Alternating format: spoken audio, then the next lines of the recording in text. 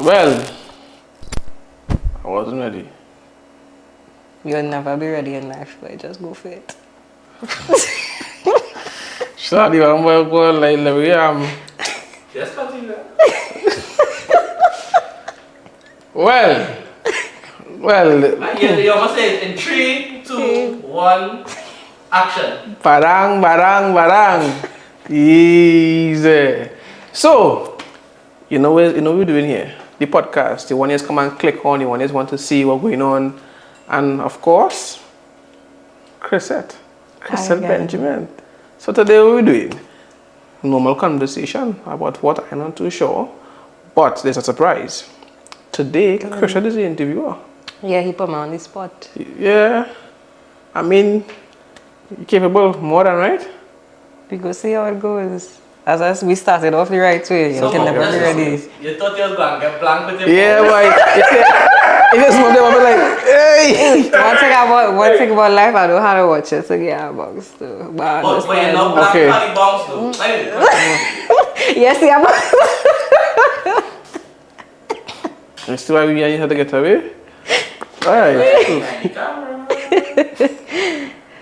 But we're gonna have a conversation. You know, the previous conversation was about the female perspective of rejection and redirection. But I am quite interested in hearing a male perspective on rejection, redirection, and particularly how you would have probably overcome that. Well, from the male perspective, we get rejected plenty times, you know, because when we see women that we like, we just shoot the shot. And it may get a roll eye or... The approach is everything, though. Yeah, but the thing is, we know about rejection. It's like, it comes with it. Like, if a man I believe if a man goes for a job, the interview panel may be easier to say, well, we'll find somebody else. But you see a pretty face like yours with panel, you might get a nice email saying probably, thank you for your time, probably better chance next year. But I honestly believe, like going up from small and stuff to it, even in sports, you want to play football lunchtime and you may be the last person be chosen to go on the side. So everybody, you're on my side. I come on to the last two.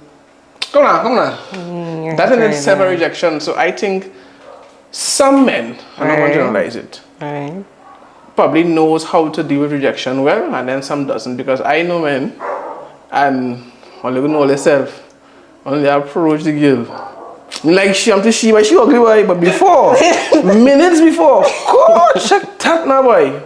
But as soon as she's not interested, she's the ugliest thing in the world, you want her.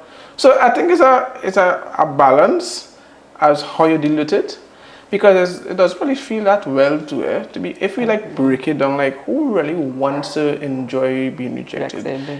I think it requires a little maturity. Yeah, I appreciate that perspective. But if you had to speak to young males, especially young males who now start in secondary school and it might be their first time dealing with rejection, and you know social media has a way of influencing how we perceive life. Like I find social media does paint that some people have it all again and everything one time. So you know, some of the younger folks are growing up with this mentality, everything is going to work out just like that. Yeah. I find social media doesn't paint, nobody paints the failures. If you realize on social media, nobody glorifying the failures. So when that rejection comes, that is when it start a spiral. So what advice you have for young men who may be hit with this harsh reality that rejection is a part of life? You know, what's your favorite meal? Great question. Right about now, I'm being real. Anything that could fool me now, right? Fool you, right? Okay. I don't know when you were smaller, or anybody else when they were smaller, when your grandmother says she's making Sunday lunch, and it includes pie with chicken or something. She just be starting from since when? Sometimes the night before seasoning chicken, or even in the morning before she go to church or something of that sort. And when you get her food, it is just real good, like you want to go and sleep. It's after a second and she said, no, your grandfather eat or your father eat or whatever the case is, but it's just real good. And then when you compare that in a packaged on the grocery macaroni pie is different. Like the ready-made macaroni pie or mac and cheese is just different from one that actually tastes like it takes a while. And the point I want to bring home is that anything that you want, it takes a while. Right. It's like diamonds under pressure. Right. But we don't really like pressure that much now. So what happened? Yeah, yes. Yeah, go ahead now. Okay, no, you have to show yourself. Go ahead. As a matter of fact, you're fast. I guess like you talking and then you was like, you know the pie and a ready-made pie. Alright. I've never tasted ready-made pie, bro. I think you're referring to like, I don't know, Massey had them kind of ready-made meals they just go up and pick. I don't think he was talking about that. Well, remember you in the business of doing my business, so I don't understand what's going on here. So what are you really talking about? You see, What are you really talking about? and this is why I just want to let people know why John B gets get put up. No, but it had no ready-made pie, like let me be real. Johnny just I perceive it as the food that was already prepackaged No, for you but to his just... run-up conversation was mac and cheese. right. I didn't add 2 plus 2. Johnny, I'll go talk to you later. But the point that we really Whatever you perceive it as. Yeah, Relatives. yeah. It can be anything. So the point I'm making, Relatives. whatever that you require in this life that is of value, it takes time. Right. The microwave society doesn't really work out for us. And as you mentioned before in the question, that people don't glorify the failures because when you fail, like, who doing that? But the amount of lessons that you learn in failure, Yep. it be valuable. But I will tell you this, just go through it. Don't stay in it. Because if you stay in it, you end up in a depression. Right. And then, of course, in a depression, you try to think, well, I have experienced dancing with suicide. I have a journal that I wrote probably for 2 weeks about why are you trying to dance with me? Because I was going through a depression, but nobody knew. Because my dream, and anybody who knows me, I wanted to be a soldier. I literally, God hear me, was going to hear me. That has been my training. And then when I realized I didn't get through with it, I resort to writing. And I can remember the days I talking to everybody laughing, all things going and all going on. And my uncle who sat here text me, all things, buddy. Because there are some persons in your life who text you. And like there's be so in tune with what we're going on with you. Real. Yeah. Real. You talk to you every day, you know. Real. But that's what going on, thing. I was like, It's like you sensing like going through. correct. So for that 2 weeks I was dancing with it and I said, what really going on? Why do I want to abort the mission that I was sent here to do? And who said the mission will be easy? So I would tell people out there, go through. Be grateful for those who are around you will text you and see what's going on. And listen, it might sound a little girly, but it's not. Journal your feelings.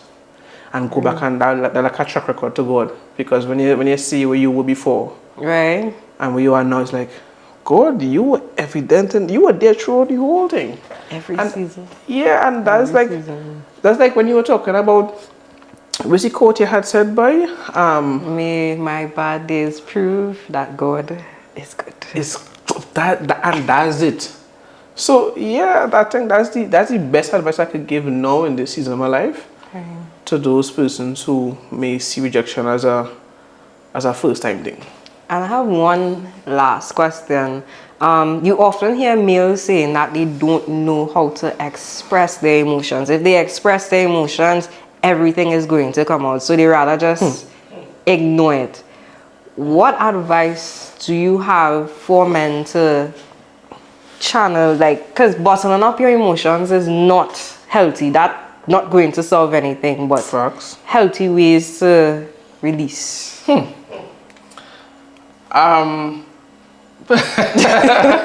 You see, so I know the viewers have a unique love for this podcast because while we're talking heavy things happening to the podcast, we so netted that there's reactions outside that has you laughing. So Wait now. and let's not talk about Jelani again, front and center. I mean, so You go ahead, bro. You talk loud enough. Let the mic pick you up. Go ahead. Genuinely, just wasn't mature. Even though the topic was like, you see this topic really touchy, but just now I genuinely was clearing mature. He clearly showed after each point that you're making.